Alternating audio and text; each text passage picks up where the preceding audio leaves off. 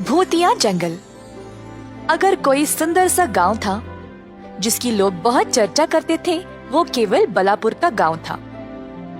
पर इस गांव तक पहुंचने के लिए सिर्फ दो रास्ते थे, एक नदी से और एक जंगल के बीच से।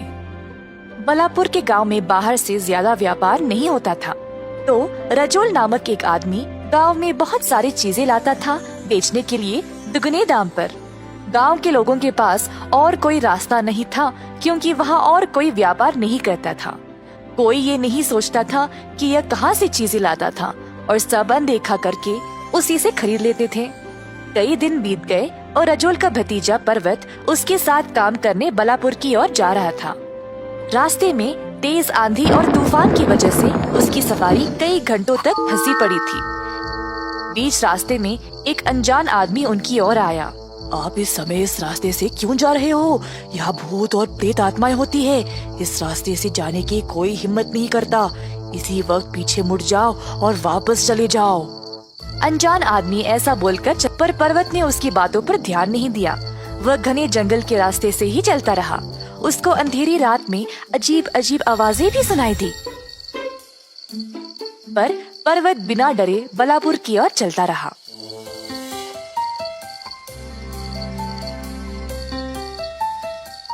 जब वह बलापुर पहुंचा, सब लोग उससे पूछने लगे कि वह इतनी रात को जंगल को पार कैसे किया।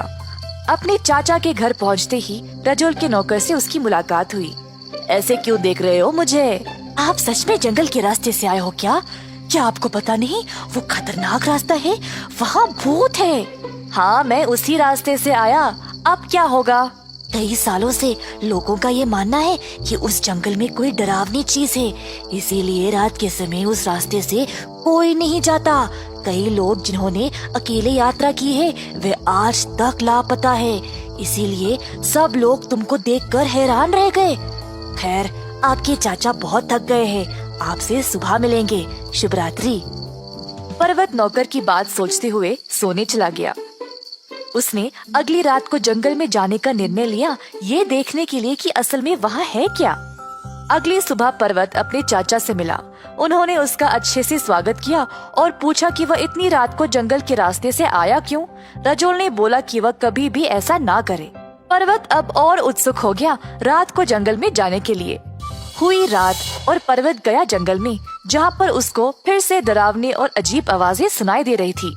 आवाजों का पीछा करते करते वह एक पेड़ के पास पहुंचा। पर्वत पेड़ के ऊपर चढ़ गया आसपास देखने के लिए। अचानक से उसने 4 आदमियों को सीधे चलते हुए देखा। एक आदमी संदूक उठाए आवाजें करते चल रहा था और बाकी के 3 बोरियां ले चल रहे थे। पर्वत चोरी छुपे उनका पीछा करने लगा और देखा कि ये आदमी फल, लकड़ी और कुछ सामान लिए जा रहे थे।